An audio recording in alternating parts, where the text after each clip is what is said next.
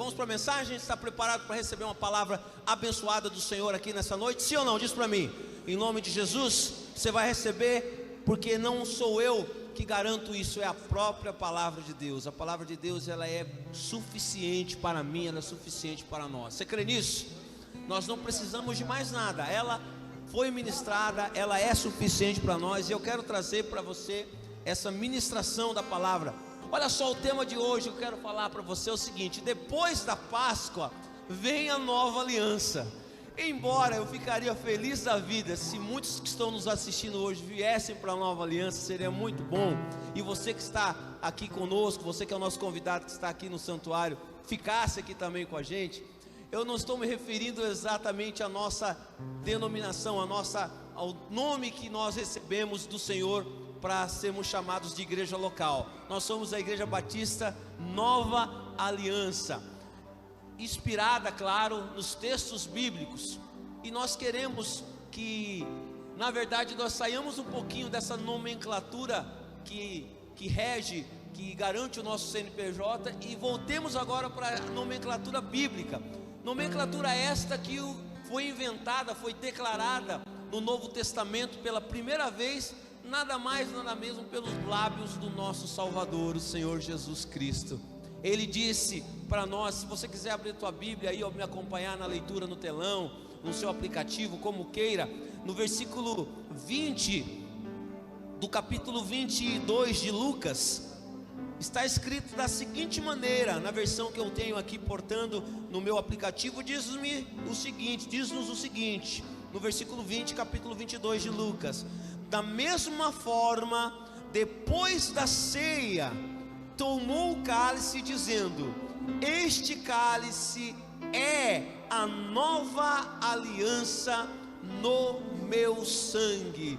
Preste bem atenção, Jesus está dizendo, depois da ceia, veja bem, depois da ceia, ele tomou o cálice e disse: este cálice representa o meu sangue, o sangue da nova aliança. Para você, para que nós entendamos o que Jesus está querendo dizer com isso, quero te convidar a voltar alguns versículos antes, para você entender o contexto ali.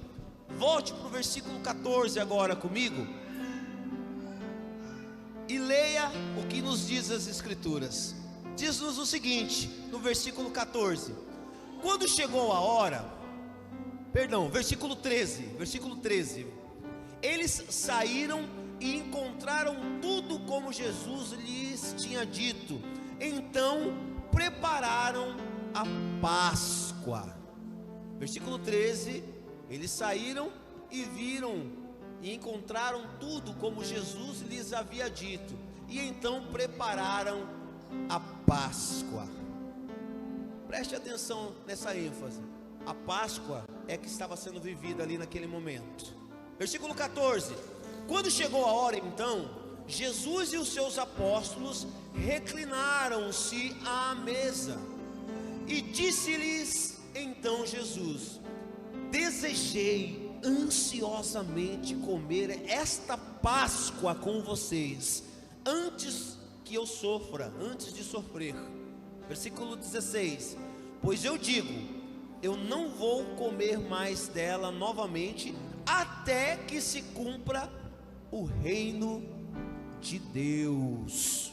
Versículo 17: recebendo um cálice, então ele deu graças e disse: tomem isso e partilhem uns com os outros, pois eu digo que eu não beberei outra vez do fruto da videira, até que venha o reino de Deus. Tomando o pão, ele deu graças novamente, partiu-o e deu aos seus discípulos, dizendo-lhes: isto é o meu corpo dado em favor de vocês, façam isso em memória de mim. Da mesma forma, depois da ceia, agora o versículo que nós lemos primeiramente, depois da ceia, ele tomou o cálice novamente e disse: este é o cálice da nova aliança. Uma série de coisas está acontecendo neste evento. E nós precisamos entender o que Jesus estava ensinando para aqueles discípulos, os primeiros membros da igreja, os primeiros membros de uma igreja que perduraria até os dias de hoje. Aqueles eram os 12 primeiros discípulos de Jesus, que futuramente seriam instrumentos para alcançar nações. E muitos de nós fomos alcançados até os dias de hoje, estamos sendo alcançados por causa daqueles 12 primeiros apóstolos. Veja bem, preste bem atenção. Olha aqui para mim, em nome de Jesus, preste bem atenção, que isso é importante para você entender o que a mensagem está dizendo para nós nessa noite. Aquele povo, ele tinha um hábito de ano após ano, de celebrar a Páscoa. Eles se reuniam nas suas casas, com seus familiares, e comiam a Páscoa, que era a festa do pão sem fermento. E eles não só comiam o pão sem fermento, como também ervas amargas. E junto com essas ervas amargas, eles sacrificavam um cordeiro. E o cordeiro era devidamente separado. Partes das carnes eram dadas para os rituais do templo, e o que sobrava eles compartilhavam, eles comiam entre si aquele cordeiro. E aí então eles celebravam a Páscoa. Mas o que significava celebrar a Páscoa para aquele povo? Quando eles se reuniam todos os anos, era para celebrar, preste bem atenção, o dia em que o Senhor os libertou do Egito. Eles estavam escravizados, subjugados por aquela nação que na época era a nação mais onipotente que existia. O Egito era conhecido como a nação mais arrogante no conhecimento, e eles impunham a sua força sobre as demais nações. Tinham inteligência. Diz-nos a história que foram eles que começaram a desenvolver a grafia, a escrever. Foi dali para aqui, para os linguistas, para os pedagogos aí, os docentes que estão presentes sabem muito bem que a grafia começou a ser desenvolvida a partir de uma pedra chamada Pedra de Doceta, que foi encontrada no Egito, onde havia os hieroglíficos escritos, e ali começou as técnicas de se escrever. O papiro, que deu origem aos manuscritos, foram criados ali por aquela nação. E não obstante, aquela nação, ela foi crescendo e foi desenvolvendo-se, e escravizou o povo de Israel. E eles começaram a sofrer, até que um dia eles não aguentaram mais, rasgaram as suas vestes e clamaram a Deus. E Deus então lhes deu Moisés. Moisés foi lá, e como vocês conhecem bem a história, ele foi usado por Deus para livrar o povo, dando-lhes o poder de serem livres para adorar ao Senhor. E eles enfrentaram aquelas lutas, o faraó indo atrás deles, o mar se abriu, Deus dando livramento, o rio Jordão, também eles estiveram pelo deserto, receberam do maná, receberam das codornizes, estiveram ali passando as lutas contra os filisteus, até que então eles conseguiram receber a celebração, a festa e libertação total dos seus opressores, dos seus algozes. E aí então Deus lhes institui uma regra: a partir de agora, todos os anos, vocês se separarão um dia, e neste dia vocês se reunirão, e ali celebrarão a Páscoa. Vocês vão celebrar o dia em que vocês foram livres, foram libertos. E assim por milênios foi se desenvolvendo essa festa, até que chegou nos dias de Jesus. E Jesus, como sempre, respeitando tudo que lhe fora ensinado pela tradição judaica, também estava ali fazendo aquele momento de celebração, o dia que eles foram libertos. Mas Jesus, que era e é Deus, que vive, que está no nosso meio, ele tinha algo a mais, ele tinha algo novo para agregar àquela Páscoa. Ele queria trazer uma outra liberdade agora, não mais uma liberdade ibérica, não mais uma liberdade de um povo que oprimia. Talvez os discípulos ali esperavam uma libertação dos romanos, uma libertação daqueles que os oprimiam, mas Jesus estava trazendo para aquela Páscoa uma nova liberdade. Ele estava trazendo ali um novo começo, um um novo caminho, Ele estava trazendo uma nova aliança. Uma nova aliança. E Ele começa já impressionando. Olha só como que Jesus já começa impressionando, Robson. Ele chega e fala assim, ó: vão ali por aquela rua, vocês vão encontrar um cara com um jarro de água na cabeça, sigam ele. Ele vai parar lá em um alojamento. Naquele alojamento vocês vão chegar lá e vão dizer assim, ó: o nosso Senhor quer celebrar a Páscoa aqui. E eles foram e aconteceu exatamente isso, do jeitinho que Jesus falou. Eles estão indo, vem aquele homem andando, começam a seguir aquele homem, chegam lá, olha, o nosso Senhor pediu para um lugar aí para celebrar a Páscoa. Ele, está aqui. E então, como nós lemos, eles prepararam a Páscoa. Mas não acabou por aí. Outras porções, outras partes da Bíblia nos ensina algo precioso. Jesus, o Deus vivo, o Verbo que se tornou um ser humano, Ele se despe, Ele tira toda a sua roupa, literalmente. Eu não estou falando apenas em linguagem comparativa, simbólica. Jesus literalmente tira toda a sua roupa, e Ele fica somente com uma roupa cobrindo as suas partes íntimas, como fazia todo escravo naquela época. E Ele lava os pés de cada discípulo, de cada um deles. Um deles meio que quis fazer uma média com o chefe. Não, sou eu que tenho que lavar os seus pés. Aí então Jesus fala: se eu não lavar os seus pés, tu não tem partes comigo nesse reino. Então ele lava tudo. Jesus impressiona novamente e ensina que nós devemos servir. Gente, vocês pararam para entender o que está acontecendo nessa ceia, na Páscoa, a ceia da Páscoa?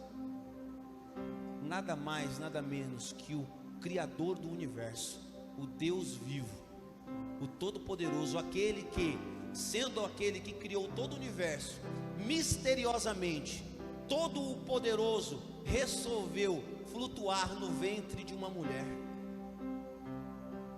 Como que isso é possível? Se o universo é tão imenso e infinito quanto esse, imagina quem o criou. Colossenses fala que tudo foi criado por intermédio de Cristo Jesus. Imagina o que é acima do que é infinito.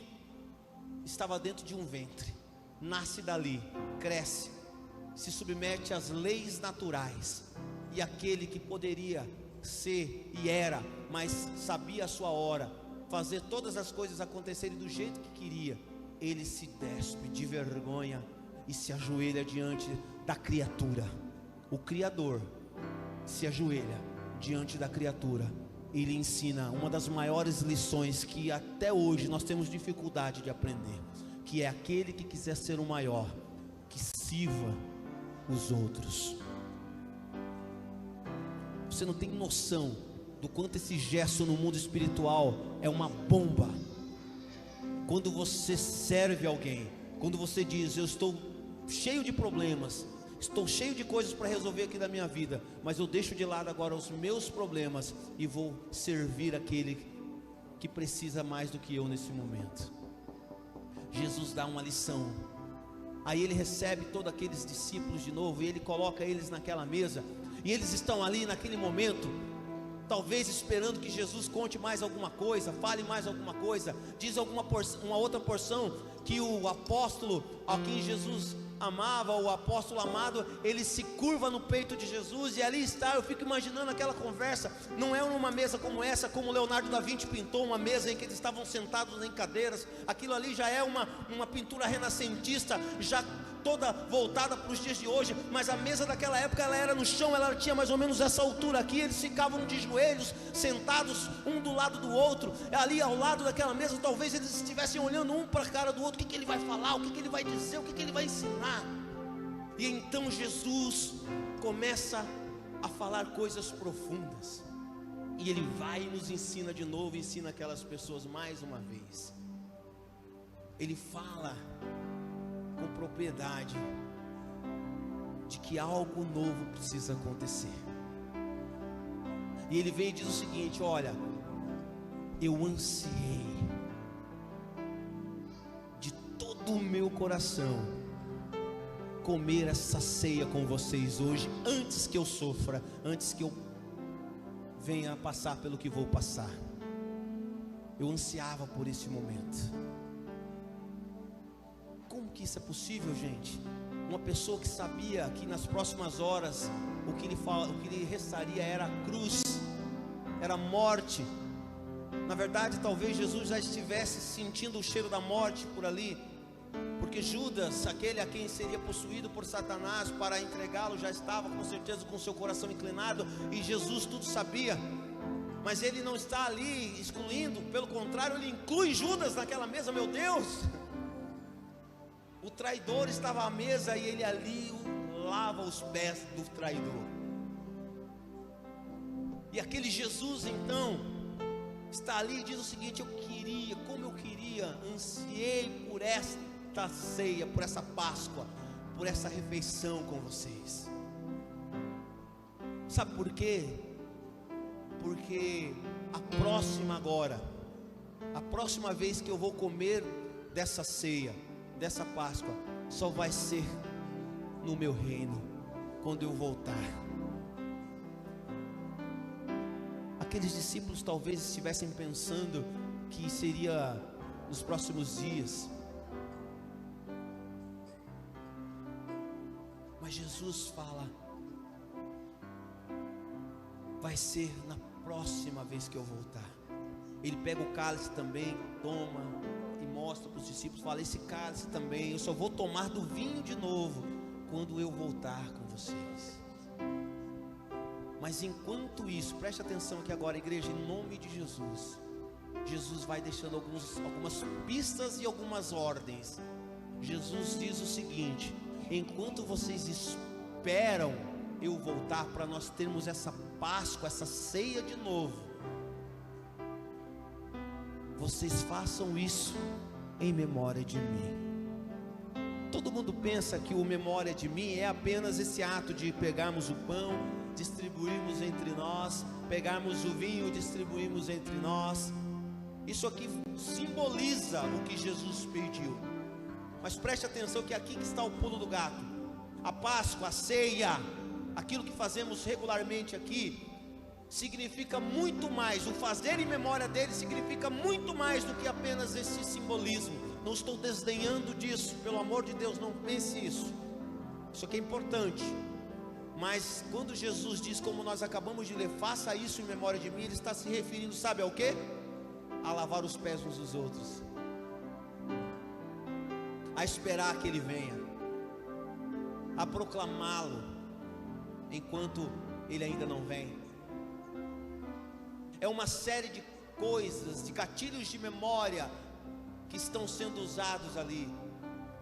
Um dos ramos da psicologia chama aquilo de memórias empíricas. São as memórias que precisam estar sendo reformuladas, reforçadas ali o tempo todo, para que as pessoas não se esqueçam. Jesus é o maior psicólogo que já existiu, ele já foi na lata. Olha, vocês façam isso em memória de mim. Reforça, não é mesmo? Reforça com a ceia. Reforça. Lembrem-se que vocês precisam lavar os pés uns dos outros. Lembre-se de que eu vou voltar. Lembre-se de que haverá um novo banquete em que nós vamos estar juntos novamente. E aí então ele diz o seguinte, para encerrar, ele diz e fala: mas prestem atenção, é importante que vocês se lembrem dessas coisas, porque este cálice, ele representa o meu sangue, e o meu sangue vai ser derramado em favor de vocês. Veja bem, nós não estamos falando de um sangue de um cordeiro comum, não. Nós não estamos falando de um sangue qualquer. Nós simplesmente estamos falando, a Bíblia, Jesus está referindo-se aqui simplesmente ao sangue do Criador do universo, aquilo que dava vida ao dono do universo. Ele estava dizendo que o sangue dele ia ser derramado por aqueles discípulos. e por nós. Ah, se eu e você entendêssemos. Ah, se eu e vocês entendêssemos a profundidade do que estava acontecendo ali naquela ceia, naquela Páscoa, a gente sairia daqui hoje sem desejo nenhum de pecar mais. Se a gente entendesse que está chegando o dia em que nós vamos estar sentados de novo em uma mesa com o dono do mundo, com o Senhor do universo, o pecado não nos seduziria mais.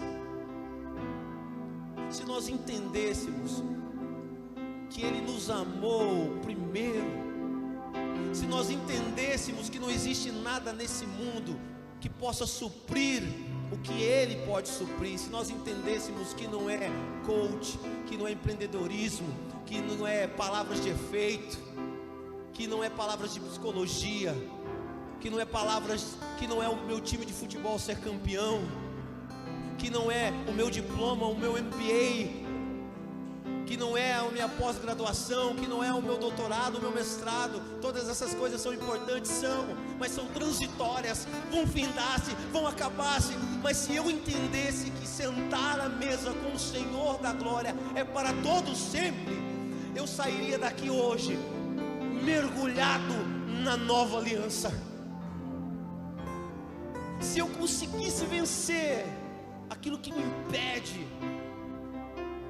o meu egoísmo, o meu orgulho, a minha obsessão, a minha baixa autoestima, a minha depressão, o meu orgulho, a minha ansiedade,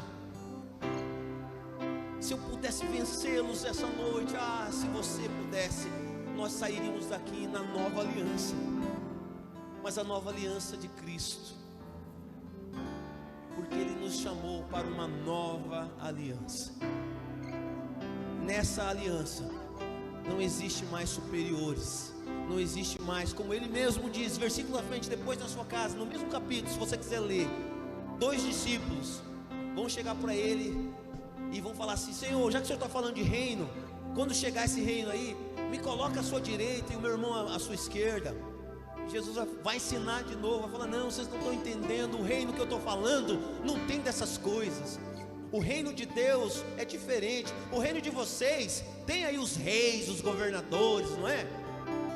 Usando aí as patentes dos militares, aí tem o sargento, tem o tenente, vocês prestam ordens, né? São submissos a eles, eles falam, vocês obedecem. Mas no reino de Deus não tem disso, não.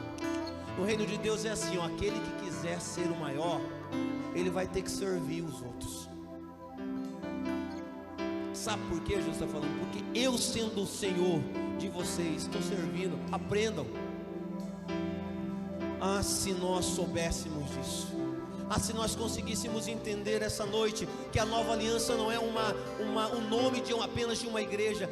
Se nós pudéssemos entender nessa noite que nova aliança não é apenas um nome físico, o CNPJ da nossa igreja. Se nós pudéssemos sair daqui dessa noite sabendo que nova aliança quer dizer que aquela aliança antiga que era com o pecado, sabe qual era a aliança antiga? A aliança antiga dizia o seguinte: se você não cumprir a lei, isso é, se você não cumprir as regrinhas que Moisés deixou, se você não cumprir aquilo ali, você está lascado. Essa era a antiga aliança. E aí o povo fazia isso daqui, para conseguir cumprir aquilo lá, e chegava no final da vida com aquela interrogação desse tamanho: será que eu consegui? Será que eu consegui cumprir os 10 mandamentos? Será que eu consegui cumprir os 633 orientações da Talmud? Será que a Torá conseguiu me contemplar? Será que eu vou para o seio de Abraão? Mas Jesus vem e traz uma nova aliança. Meu irmão, minha irmã, olha só que privilégio. A nova aliança é o sangue dele derramado na cruz em favor de nós. A nova aliança diz-nos o seguinte: vocês são livres de todo o jugo. A nova aliança está dizendo assim: olha, você tinha como merecimento a morte, porque o salário do pecado é a morte, você precisa morrer. Mas a nova aliança anula. Mas pastor, a gente não morre fisicamente, mas a gente não morre a segunda morte, que é a morte eterna. Essa é a pior morte, porque essa morte, para aqueles que não estão em Jesus, aqueles que não estão na mesa, aqueles que não estão na ceia, aqueles que não celebram a Páscoa, é o inferno para toda a eternidade. Mas a nova aliança é vida. Por isso que o tema da nossa mensagem de hoje é: depois da Páscoa vem a nova aliança. Eu quero partir para a conclusão perguntando para você o seguinte: olha aqui para mim agora, em nome de Jesus. O que você, o que eu, o que nós vamos fazer depois da Páscoa? Hoje é Páscoa. Em todos os lugares deste mundo, a cristandade está comemorando um dia chamado Páscoa. Postamos nos nossos IGs, nossos Facebooks, frases de efeito: Ele vive. Falamos da Páscoa, Feliz Páscoa. Mas o que nós vamos fazer depois da Páscoa? Amanhã é segunda-feira, Geraldo. O que vamos fazer amanhã? Keila, o que vamos fazer amanhã? Lourdinha, o que nós vamos fazer amanhã? Acabou a Páscoa, acabou a celebração, Robson. E agora, Valtinho? Vida que segue. Nova aliança. Amanhã é dia de agradecer e dizer: sou livre. Sou livre. Simplesmente porque na noite em que foi traído, ele pegou o pão, deu graças e disse: este é o meu corpo, que será entregue naquela cruz, será repartido. Da mesma forma, após comerem, ele pegou o cálice que representava o sangue dele, e disse: este cálice representa o meu sangue, que será derramado em favor de vocês. Este sangue que será aspergido sobre vós vos purificará, ele lhes dará vida. Naquela noite ele lavou os pés. Naquela noite ele se humilhou. Naquela noite ele foi preso por mim, por você, por nós. Naquela noite começou a minha liberdade. Naquela noite, aquela maledicência que falaram de vocês foi apagada. Aquele adultério que cometeram com você foi apagado. Aquela mágoa que gerou no seu coração foi arrancada. Naquela noite começou. Naquela noite, aquela depressão que você viveu, que você vive, foi quitada. Naquela noite, aquele câncer que você tinha foi curado. Naquela noite, o ódio que estava no seu coração foi arrancado. Naquela noite começou a nova aliança, a nova vida. Naquela noite começou um novo momento. E a pergunta que ressoa desde aquela noite é: quantos querem a nova aliança? Quantos querem fazer parte da nova aliança? Se você quer fazer parte da nova aliança, não da igreja, se quiser estamos abertos, mas da nova aliança dita por Cristo, aplauda o Senhor nesse lugar em nome de Jesus.